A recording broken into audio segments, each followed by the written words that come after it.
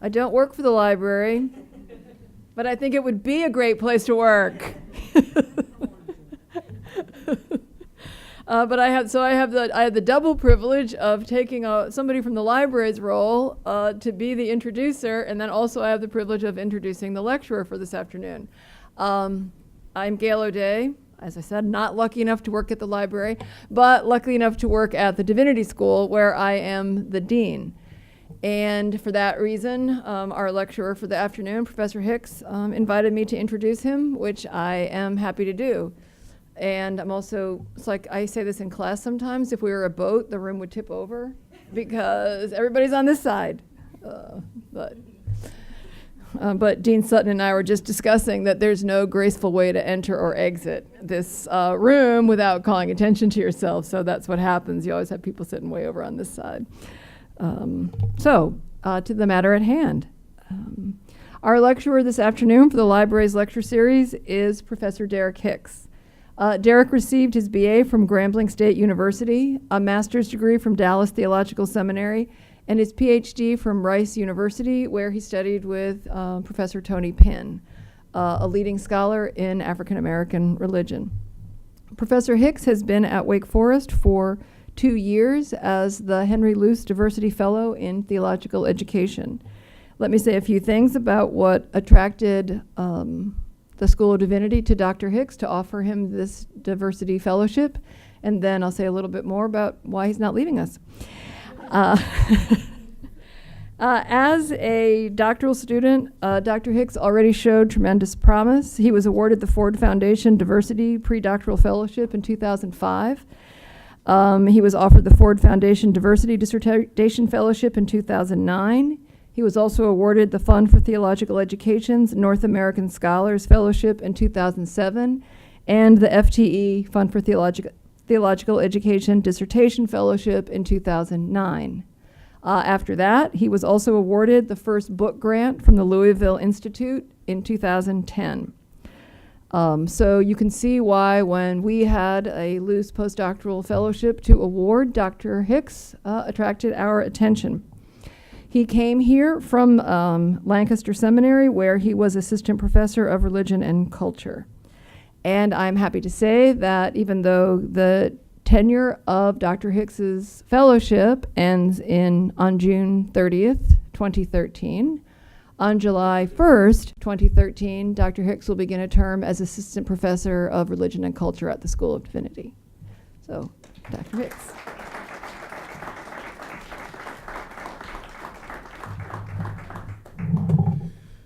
Thank you, Gail. We have the water, put it in place. As a Baptist preacher, I have to have the water in place. I don't have my rag, so hopefully I don't sweat today. But thank you very much, Gail. I am doubly honored that you would offer those words for me and introduce me. And now I know exactly why I was appealing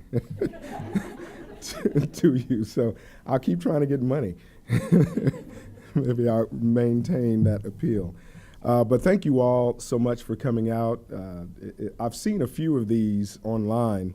And I always, I know the camera angle is always from that direction, and now I see why. I see a lot of heads, and it looks like the room is always filled.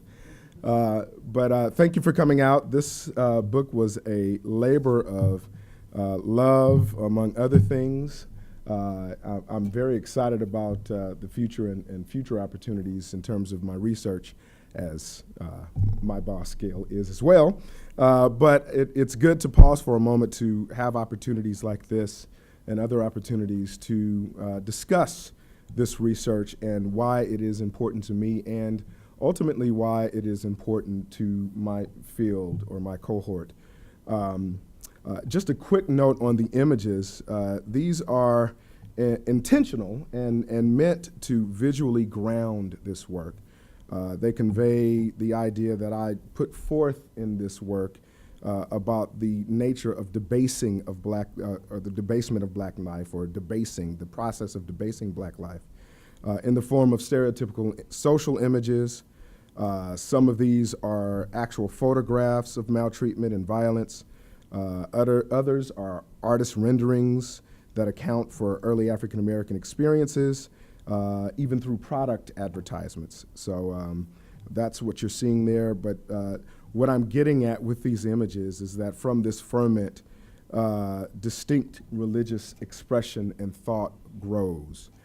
So I want to start us off, as I noticed, this lecture series includes readings from one's book. And so some of what we will hear is actually from the book. I will not read from every chapter, but I will give some signposts and guides along the way as to what it is that I'm doing in the book. I called it, with the editor at my press, a kind of an intellectual mutt of a book, because it's not necessarily a theological treatise, though it is a political theology in part. It's not solely or necessarily a history work or a work in sociology, but sociological theory kind of runs rampant through it. But I want to ground kind of our conversation this afternoon with a bit of a historical account, which is found in the preface of the book. And the preface is entitled "The Paradox of the Plantation Church." And it reads thus. From many a plantation they would come, strolling past poplar trees and sprawling cotton fields, with their heads held high. Whether beckoned or forced by their masters, or even simply out of Christian obligation or duty, enslaved blacks would travel to a local plantation church for integrated Sunday worship with whites. Dressed in their Sunday best, one might find ladies in homespun dresses, or if that was all they had, pantaloons. Most often their heads were covered with turbans, but if they had a hat, it would serve as a crown exhibiting their grandeur.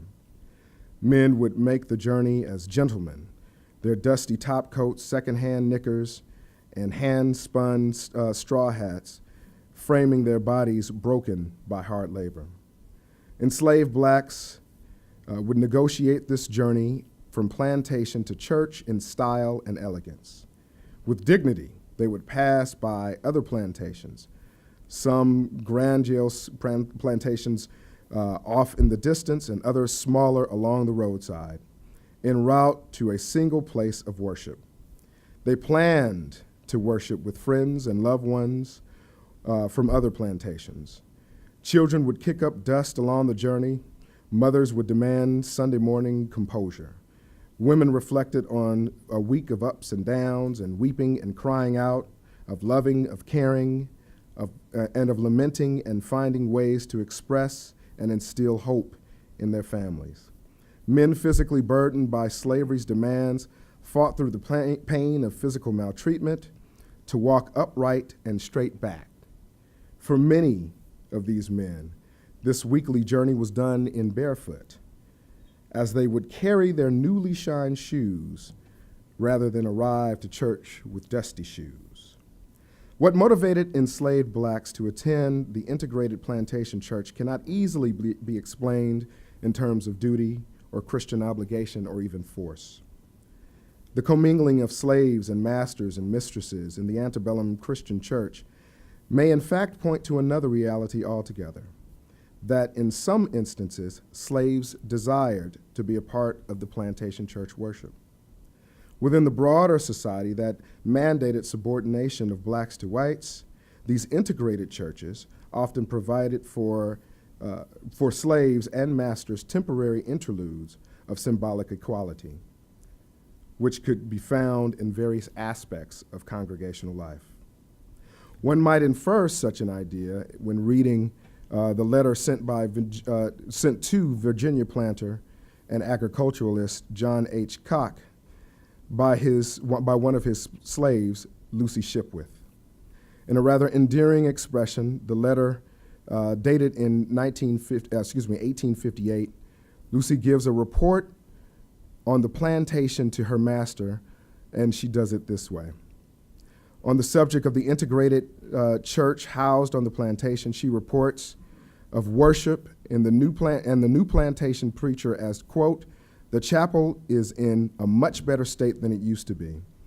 The people from all the other plantations turns up most willingly to hear him.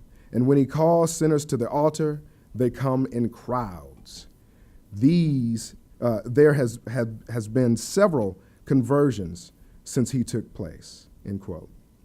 In this brief exchange, Lucy expresses with excitement the impact of the plantation church experience for enslaved persons from the enslaved person's perspective.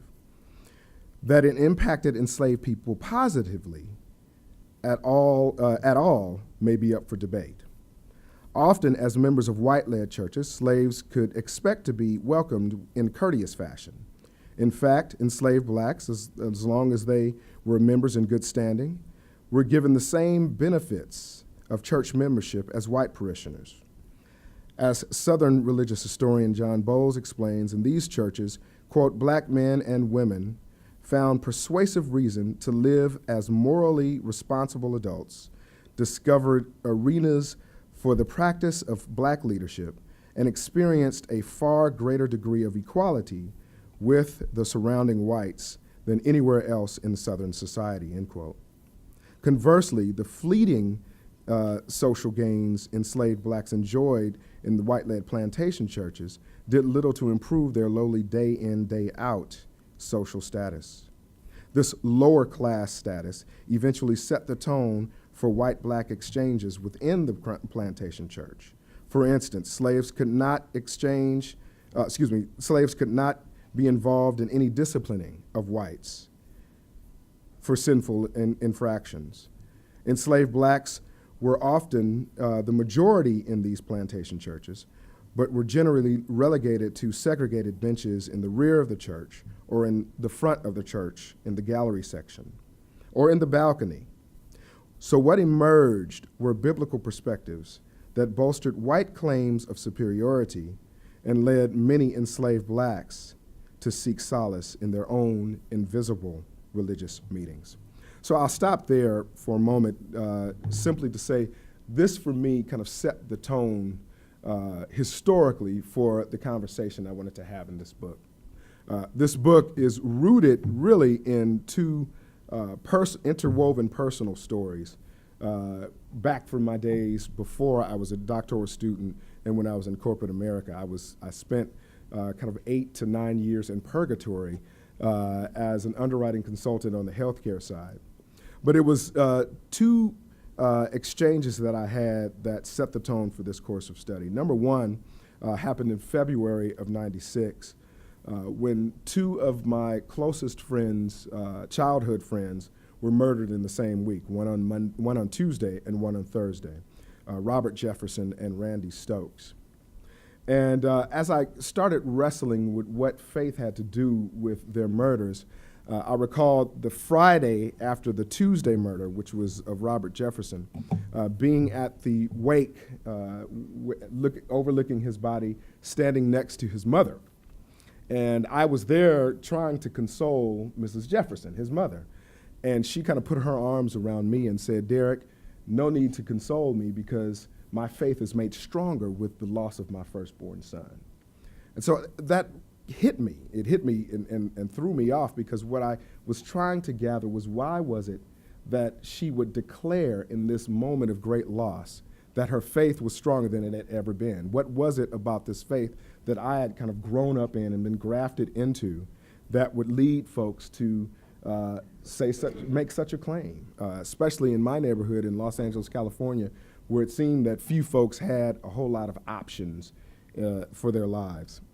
The second account I will read from the introduction, and this is an account that really kind of sets the tone for why I really pushed forward with this study, and it's in part a personal narrative, but also a narrative from a personal narrative that means by way of its being connected to my family, but also a narrative of a conversation that I had with a former coworker.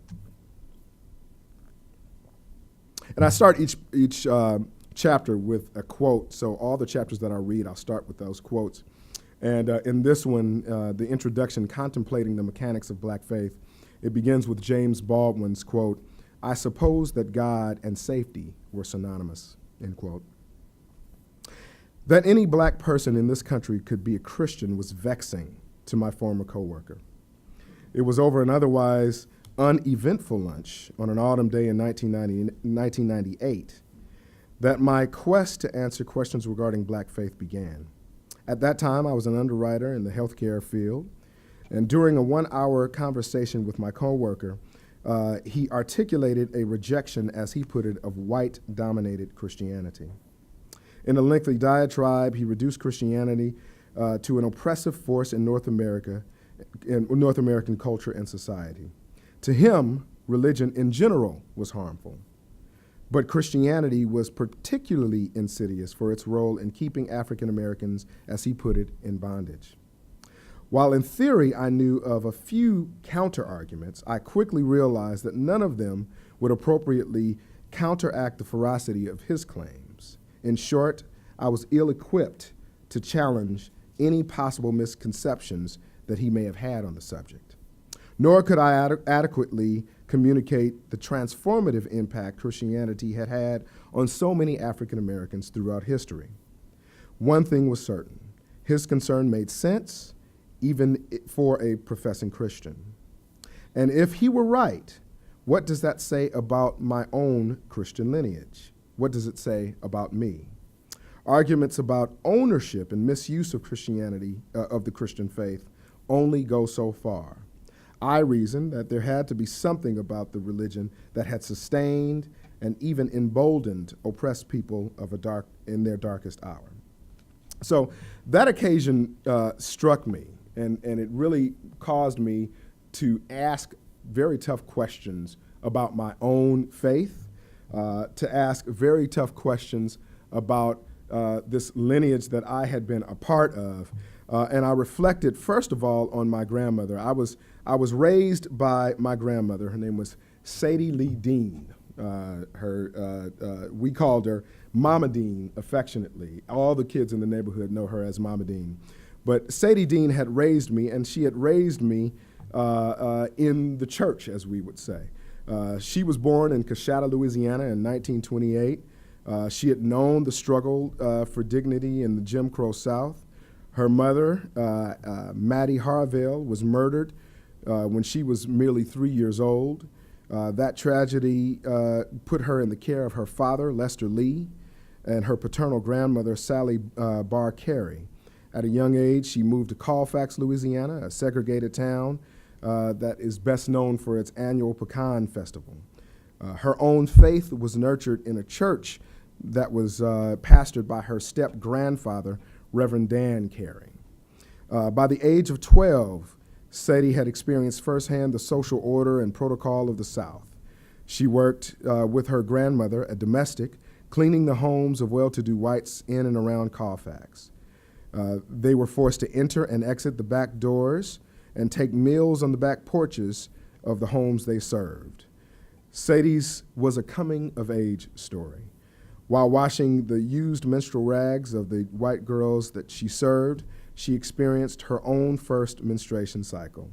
She approached her duties yet and still with great dignity, and she kept up her grades in school even though she was forced to do this type of labor.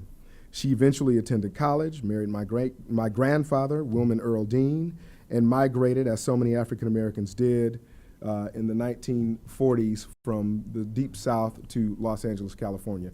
I marked the post World War II migrations as the second wave of great migrations from the Deep South due west, and marking the first wave as kind of post-Reconstruction era up through the 1950s to places like Chicago, from Mississippi, Alabama, Louisiana to Chicago, New York, Detroit, and the like. So my family had come up in this age, and my grandmother most notably, and grandfather, who was a World War II veteran but relegated to menial duties and tasks while he was in the armed forces. They moved to Los Angeles, as I mentioned, in 1947. And my grandmother became this kind of pillar of faith in the community. And so a lot of the questions that I had were connected to the many conversations that we would have on her porch about faith. And so here were some of the questions that pivotal conversation with a coworker and my own reflections on my grandmother's faith really struck me, really forced me to ask. One, of course, why did so many African Americans convert to this particular religion, Christianity? Secondly, what meanings are we to uncover about African American expressions and declarations of their faith? What do these meanings in turn disclose about the nature of the bodies wherein that faith resides? Next question, how do we go about the tricky and political task of giving voice to those summarily silenced groups of people? What approaches are at my disposal to attempt to uncover usable fragments of meaning in early African American religious thinking? How was Protestant Christianity configured as a cultural toolkit for responding to the harsh realities associated with African American existence? And what are the representative features of their unique iteration of Christianity and religious expression? So all of these questions and then some kind of were bustling in my head as I was pursuing theological study. And when I applied for graduate school and I started thinking through what my project would be, early thoughts about this project were found in my research and my dissertation, but the project kind of took a new life when I wrote it in this book form. So let me read a bit of where I'm going with the project. And I titled this section, On the Mechanics of Black Faith. Underlying Black Christian struggles for social transformation is a unique spirit of reclamation, oriented by a concern with healing and a desire for wholeness in the face of racial oppression. Within the African American context, Christianity is also framed in this study as a cultural toolkit used to ameliorate the existential crisis of degradation and oppression. Emphasized are micro practices among antebellum blacks, such as risking life and limb to share readings of the Bible, or overturning of pots to maintain secrecy in hidden worship.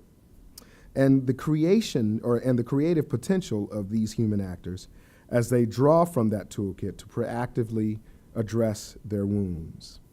Reclaiming Spirit conveys a triple entendre regarding Black faith, regarding the Black faith tradition. First, it makes the case that within Black Christian thought resides an internal reclaiming spirit, actively seeking to maintain wholeness of body, mind, and spirit. Secondly, this study unpacks African Americans' employed actions to reclaim their own spirits wounded by suffering and oppression. And thirdly, this investigation represents my own attempt at reclaiming a new way of thinking about Black faith in the United States. Ultimately, Reclaiming Spirit argues for a robust, culturally complex spirituality that resides within Black Christianity and that therapeutically recalibrates harmful depictions and abuses of Black life. Framed in terms of restorative religious practices, a recalibrational spirituality perpetually works toward removing restrictions placed upon Black life. By way of a uniquely active faith, Black social consciousness is transformed even as one engages in the struggle for human dignity. Where reclamation is best understood as an inner impulse in this idea of Black faith, the idea of recalibration is the form or active expression that Black faith takes. Wholeness is herein targeted as the primary religious principle guiding every human action or attempt to reclaim justice from the refuse or the waste of exploitation. For my purposes, wholeness is understood as fullness of humanity, physically, socially, politically, spiritually, and psychologically, which was denied African Americans through the imposition of chattel slavery. This study investigates thus an inner theme of self-amendment as the nature of African American Christian life. Intentional efforts to amend fractured identities and bodies, material and representational, affected by both sociopolitical and physical consequences of chattel slavery, express a new form of religious thought. Along the way, I challenge dominant assumptions that Black Christianity is governed primarily by a concentration on corporate liberation. While the traditional emphasis on corporate liberation is invaluable for understanding how Christianity impacted the greater community of sufferers, scholars have paid less attention to the mundane religious activities that also contribute to the healing of Black religious communities. In describing the mechanics of Black faith, I'm emphasizing lived components of religious life. In so doing, practical procedures of actively doing religion and tactical approaches to reforming identity in the face of tyranny are of my central interest. The promotion of routine religious activity opens the door for an alternate theological approach to studying African American Christianity and Black religion more generally, and its capacity to reset broken racial identity. I align with church historian David Hall in promoting practices as being at the center of Christian life. Through this door, we can uncover religious actions that frame theology as something done in society. I am therefore advancing a political theology through which oppressed African Americans carved out languages, cultural productions, and modes of protest in order to revise their own life stories. This study builds upon the intersecting modes of inquiry about religious practices in America, including cultural studies, sociology of religion, history, and political theology. So that's what I'm getting at in the text itself, right? And this is why I say it's in part a disciplinary mutt, because I'm bringing together these ideas, these modes of expression, these modes of inquiry, to uncover as best I can why it is that African Americans would convert in such large numbers to this particular religion. And so for me, the book is laid out in kind of a storyline. Some might read it a little bit differently, but I'm really giving a narrative of how it is that African Americans would have made use of this particular religion. And so I start in part one. The first three chapters are entitled Wounding the Body. And so the body for me becomes the centralized location of understanding, not only of understanding Black religious expression and signs and symbols of Black religious meaning, but also so we understand the body in those terms as metaphorical, but also the physical body. What actually happens by way of oppression becomes important for me. And this is something that Black theological scholars have tended to kind of push to the side, the significance of the physical effects of oppression. So in chapter 1, which is entitled The Void, I look at the significance of silencing of Black bodies, silencing of African American life and culture during slavery, by way of maintaining illiteracy amongst enslaved Blacks, by way of stunting their opportunities to write about their own lives, to create, as it were, their own cultural production, to create in narrative form something that we might, as later scholars, uncover and make use of to understand more fully what their life and meeting was about. And so I argue that what happens in this void is a two-pronged issue. That one, in the void, African Americans were not able to create or to construct their own religious identities, but also because they weren't able to construct a full rendering of their religious expression, history, or identity, it's up to scholars, and scholars these days I'm including theologians, historians, social constructionist theorists, and the like, or even cultural theorists. It's up to us to try to figure out what is going on there. And that becomes a very thorny task of hermeneutics, the fancy term for interpretation.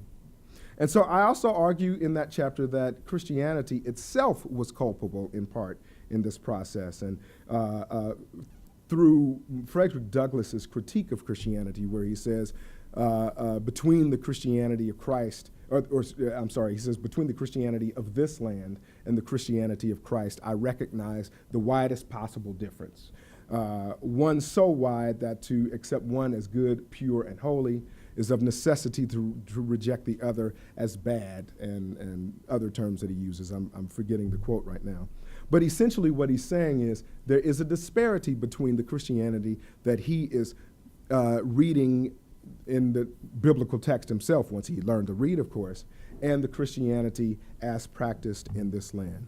And so the central location of the plantation church becomes very important as I kind of carve out this dually constructed narrative about what God is and who God is for blacks and whites. In chapter 2, I try to unpack more details about what's happening within this voided experience. And so chapter 2 is entitled The Debasement Campaign. And it starts, and I'll read a little bit from chapter 2.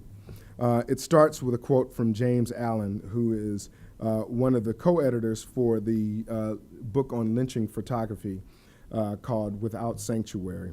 And he states, and this statement was part of the reason why they titled the book what they did. He said that even dead, these bodies were without sanctuary, quote unquote. African American life has the markings of a strange existence. It entails a special kind of fear reserved for strangely indicted people. The resulting dread is instrumental in forging a condition of self-questioning among racially dishonored African Americans.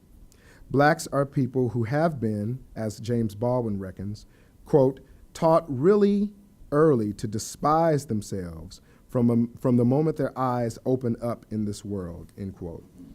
Baldwin's declaration encourages an appraisal of the social, cultural, and political landscape rooting black abuse and exploitation. So this chapter is intended to unpack components of the machine that puts forth the debasement of black bodies. More closely, it examines the features of embodied experience in the face of racial oppression and physical suffering, and looks at the social reality that fostered a particular religious outlook for African Americans. Its focus is on the debasing tactics, treatments, and maltreatments, as well as the alterity of blacks and their bodies. Three distinct ideas are harmonized for the conceptualization of this unique social reality. Number one, the genesis of African American religious experience. Next, the social reality of antebellum black existence. And finally, the social placement of black bodies within that context. These ideas coalesce within this investigation through a social analysis of black experience, while it encourages a distinct form of religious idea and theorization. So the black body, for me, becomes the source of discursive investigation within a larger framework of the theory of African American life and existence during the antebellum period. The social placement of black bodies is framed here as what I call corporal constriction. That is, the way in which black bodies are corralled and used as tools in accordance with the social order of the Old South. The ordering of their lives at the behest of slaveholding class is the primary concern of this chapter. I argue that black bodies were constricted for enslavement by way of the shorthand phrase I call the encoiled prey. Their bodies were literally confined, compressed, crushed, choked off by those of sovereign authority. Abiding as encoiled prey in society, black bodies experienced levels of socio-political constriction and pressure that ultimately defined not only the way they were characterized in popular culture, as we see with some of these images, but also the way they felt as they experienced their own lives. This analysis is articulated in two ways. First, it it is approached from the perspective of the metaphorical projections of black bodies with regard to their worth or viability and aesthetics. This query assesses the often unspoken declarations about these bodies, the ideas and sentiments that emanate from what is perceived about them in the public sphere. Secondly, the material manifestations of confinement on black bodies in light of those metaphorical projections are also considered.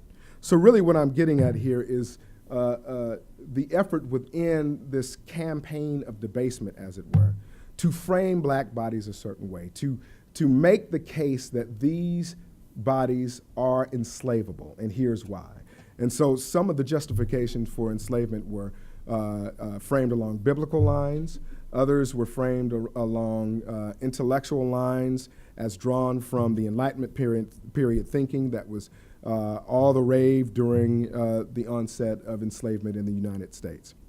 The third chapter then kind of takes that analysis in chapter 2 and then situates it in using the term that Georgia Agamben, who's a cultural theorist and philosopher, uses, a state of exception.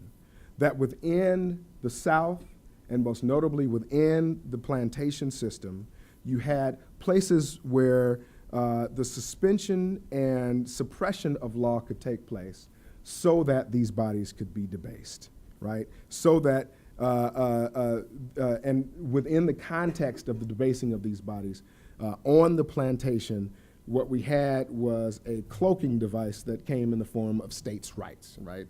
This idea that states' rights had the opportunity to do what they, or the freedom, most notably in the South, to do what they would with chattel, with their chattel, which was in the form of these black bodies.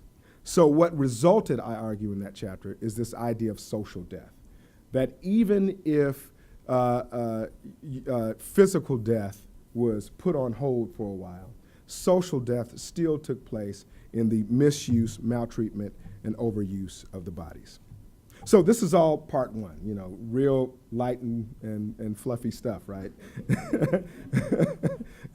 I spent 3 chapters really trying to disclose, and you know, if I were to stop right there, my coworker would say, see, that's the point I'm making exactly.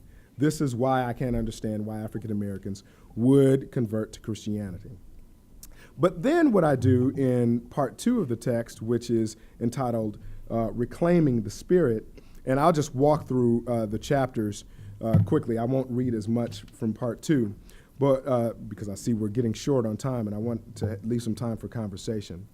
But what happens in the second part is I make statements through the chapters about the nature of African American religious expression in response to this maltreatment that I described in the first part of the book. And so for chapter 4, which is entitled Self-Amending Notions of Black Faith, really what I'm getting at there is this idea that is drawn from actually it's drawn from a quote taken from a rap song on an album by the rapper Common, his CD called B.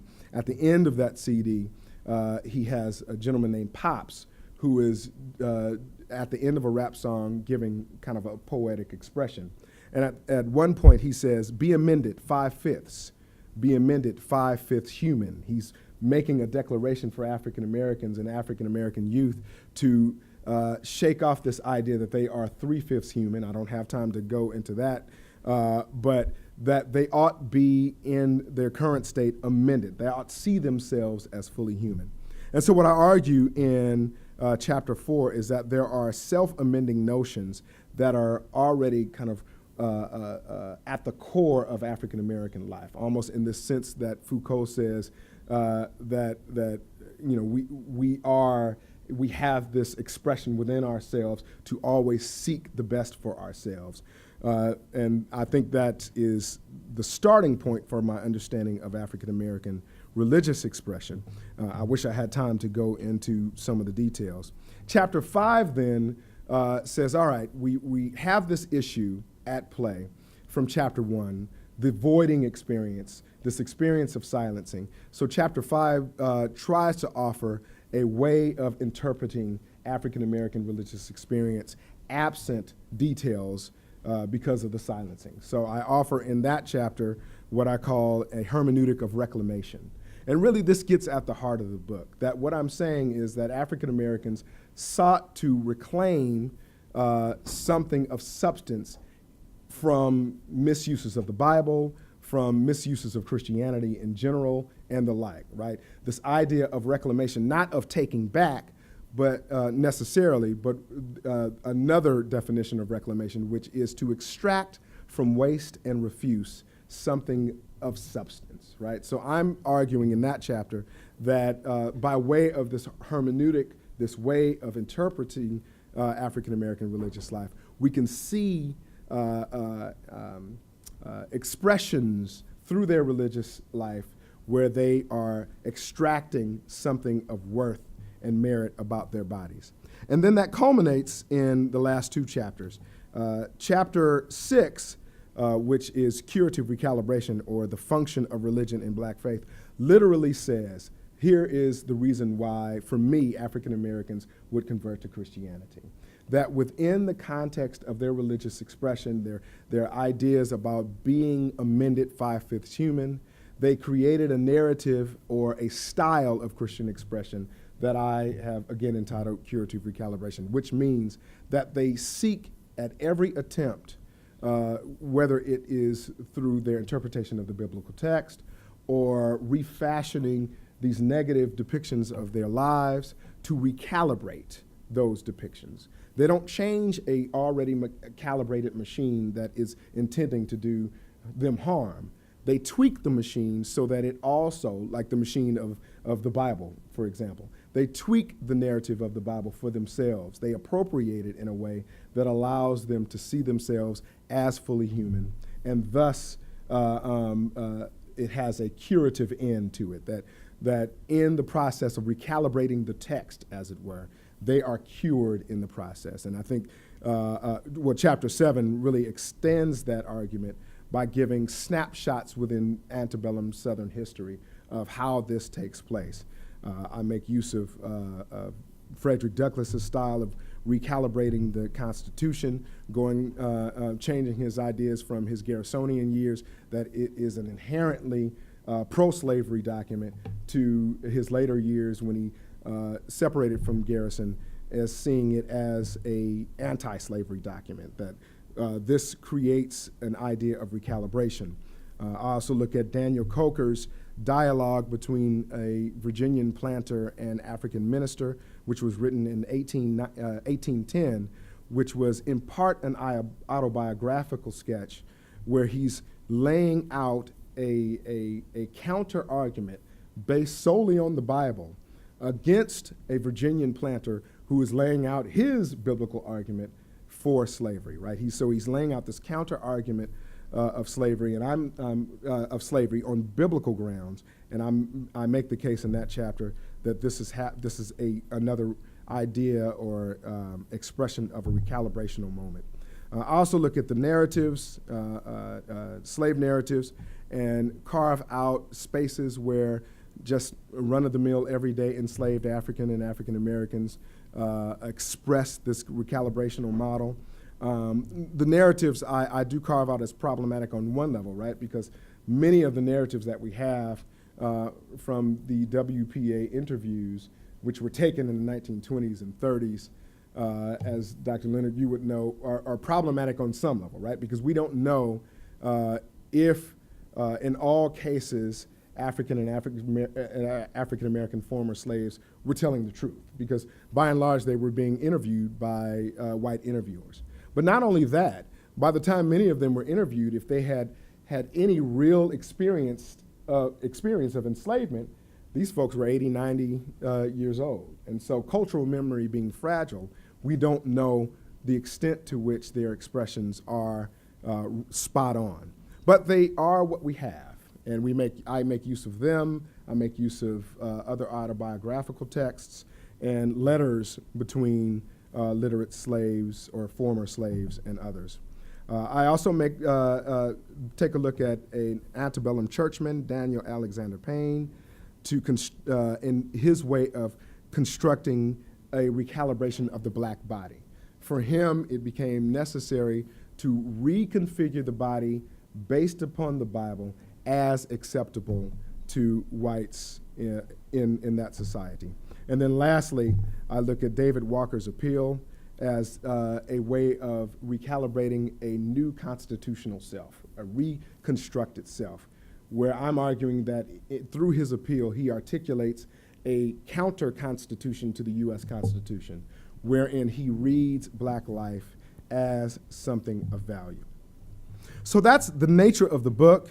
I'll close with this expression, that the religion foreshadowed here is that of a blues people who are seeking jazz-like expressions of their humanity.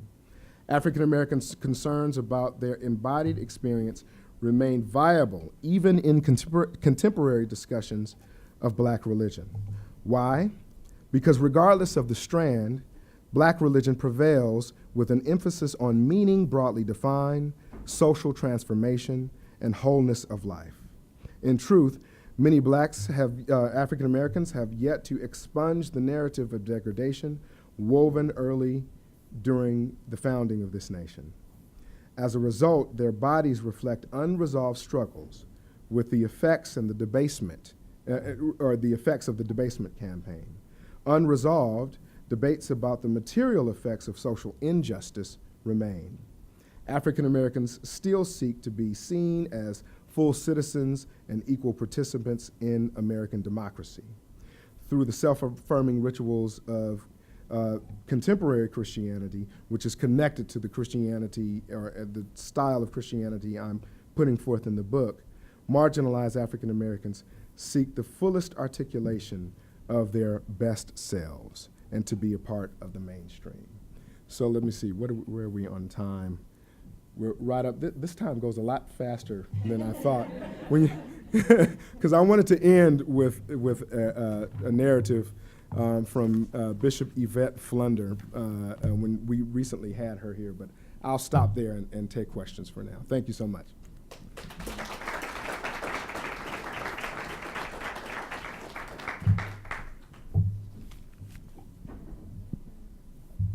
Okay. Hi. Madam Janice, how are you? Great. I really enjoyed the lecture.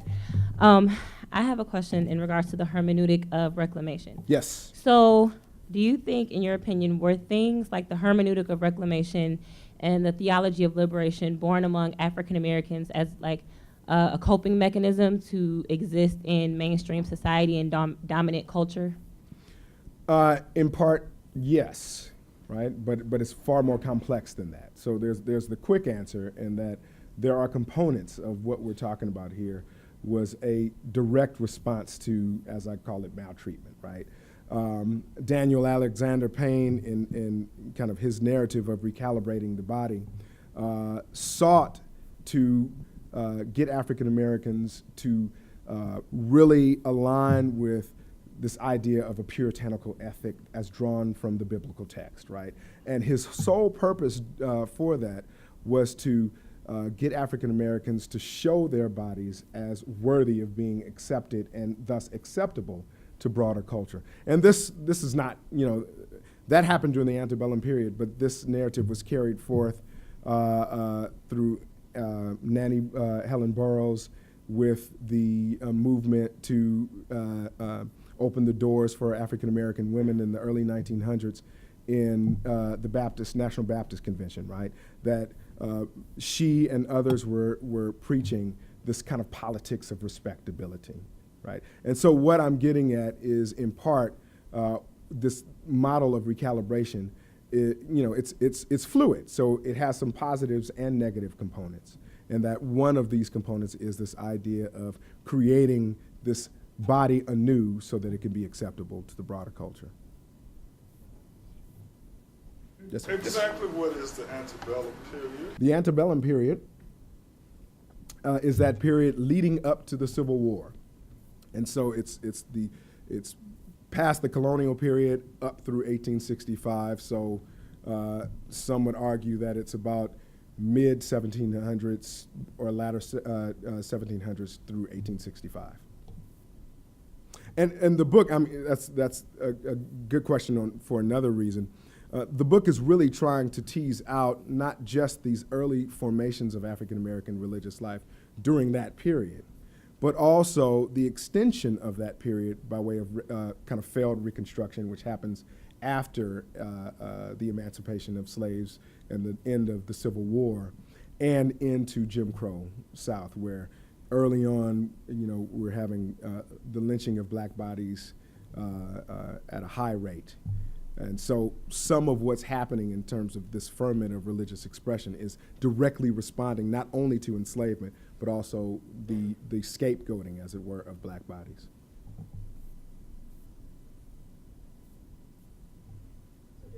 So Derek, if you were answering your coworker's question, like if you had lunch with him again today, and he hadn't necessarily read your book, Right. What would your answer be to him today? Great question. It's funny, Gail. I saw him as a graduate student. I hadn't seen him since 1998, and in 2004, and this was in Los Angeles when we first met, and I saw him just walking through Houston in the mall, and I said, you know what? You inspired the work that I'm doing right now. And he was like, oh, well, we should exchange numbers. And then I lost his number. I haven't been able to contact him. But he was dating some girl in Houston, and so he was there visiting.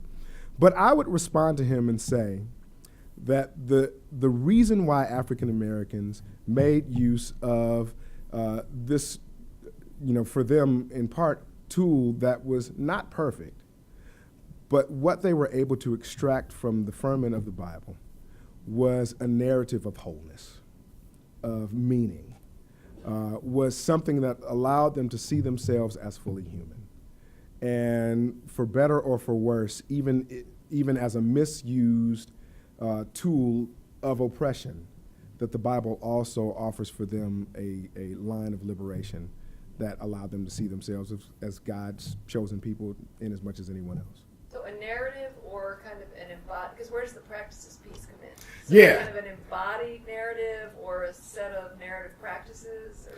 It is in part about embodied narrative, right? So what I argue in the book is that what African Americans engage in is not just declarations of who God is for them, a la James Cone and others in Black liberation theology, God sides with the oppressed. But what happens are active expressions of this faith, which could come in the form of the breaking of tools of labor on the plantation to rebel in very clandestine ways, or to break off from those plantation churches and literally put life and limb, risk life and limb to have secret worship services, or even to risk life to learn to read the text. And so I'm arguing that those type of everyday, what seemingly mundane activities create this form of recalibration, and that has a curative end to it.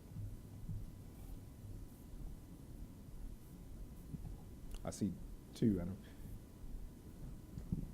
What faith or practices did the slaves have before converting to Christianity? Great question. I argue in my classes that, of course, many of them, the slave trade was abolished in terms of the actual extracting of bodies from West Africa, which happened between kind of northernmost Senegal, current-day Senegal, down to about northern Angola, with a lot of them coming from current-day Nigeria, Togo, Ivory Coast, and the like. In those regions, they would have practiced African traditional religions, Yoruba-based religions, or the Orishas. So they would have been experienced in a monotheistic configuration of religion, where Olodumare would be the central god figure, the creator god, and the Orisha would be divinity that were derived from that central god. And so some of them would have brought that with them. Early scholars argued that, early scholars debated, social scientists debated whether or not Africans were able to maintain those African gods, right?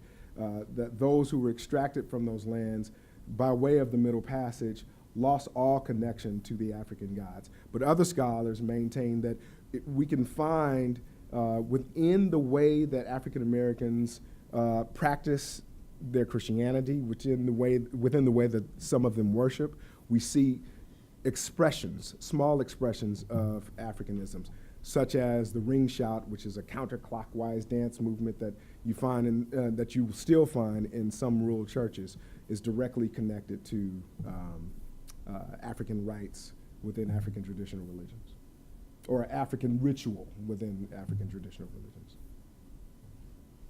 Yes, as an archivist upstairs, I just wanted to put a plug in for the Baptist Historical Collection. And I have a question about your research. You mentioned your WPA working with those, but I'm just curious, I mean, it's such a complex and not documented area of history, as you were saying, that I'm just curious about how you went about your research. So in part, this was, I spent a lot of times in Rice University's dusty library holdings. Now, the good part of that is I had a carrel, and I would borrow, we'll just call it,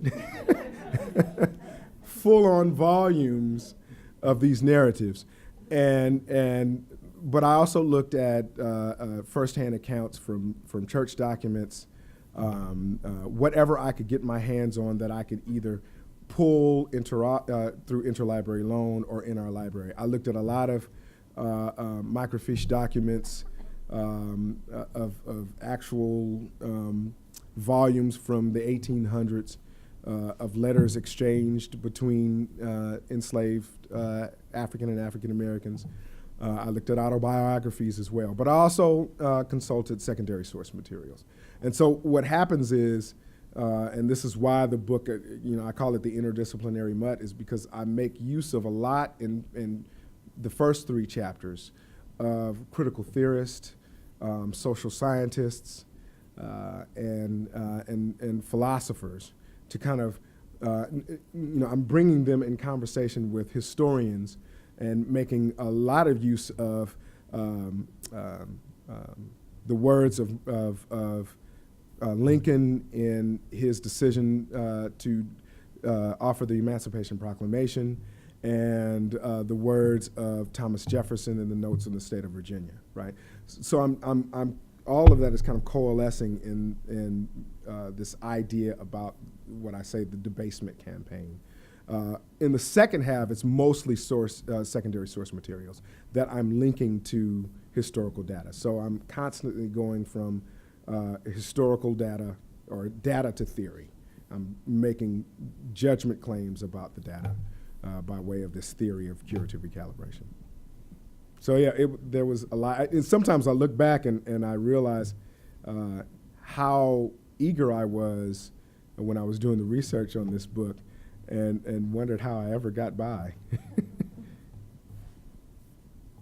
Any other questions? Oh. You think in the 21st century now, should blacks reevaluate how they use Christianity?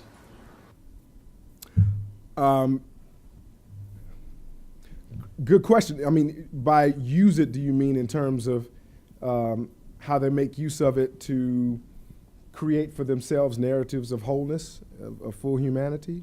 Well, I'm using the word use the same way you use the word usage in coming out of the ancient era and so forth. Okay, so this idea that Christianity, that in conjunction with their faith, Christianity and the Bible itself becomes a cultural toolkit, right? Yeah. Should they reevaluate it? In part, yes, because of the changing landscape of African American life, right? Eddie Glaude at Princeton wrote this piece in the Huffington Post a few years ago that caused an uproar, where he asked the question, "Is the black church dead?" And in that piece, he was getting at, we're looking at a changing landscape where African American life was centralized around the church at one point, and the church becomes this tool through which African Americans were engaged in all facets of culture and society, and also engaged in protest. Well, that day is behind us, and he argues in that piece that unfortunately many churches are still trying to draw back to that heyday to utilize what was worthy of using then, the tactics that they used then, and bring them to bear in current day manifestations of the black church. And that doesn't work because African Americans aren't as centralized. They aren't solely in black communities. Many folks, even at your church, are probably coming from suburbs and coming to church and going back to the suburbs, whereas in the 1950s, they were in that community. So in part, I am saying that we've got to reevaluate how Christianity, that African Americans should reevaluate how Christianity is functioning for them. But I am saying that even within this kind of current manifestation of African American Christian experience, even if it's in the form of name it and claim it and all of these things, that what they are trying to establish is wholeness. And so my argument still carries forward, even in some of the, as you and I have discussed, some of these expressions of Christianity that we don't necessarily agree with, that in some way, even in prosperity, what African Americans are attempting to do is be fully counted. And from that standpoint, I think the argument holds.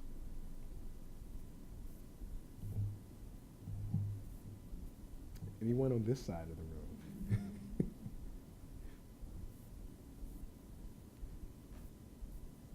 I see hands almost going up, but. Well, I think you've partially answered the question that I was going to ask, but I'm going to ask it anyway. So as you think about the research that you've done, what are some implications of that for persons and communities today? What should we take away from it, and what should we do with it? Yeah, that it kind of connected to Pastor Aaron's question. I think what we can take away from it is that there are still narratives within current expressions of African American Christianity that are seeking to expunge the negativity of our, or negative expressions about our bodies, right? About the nature of our existence. And again, I'm preoccupied with the body for various reasons, but what I'm getting at is the body as this material flesh, but also the body as what is metaphorically represented, right? And so I'm saying that even today, and at many a church or gathering around religion, black folks are talking about negative perceptions, and I think it still holds today in terms of this idea of recalibrating life anew. Yeah.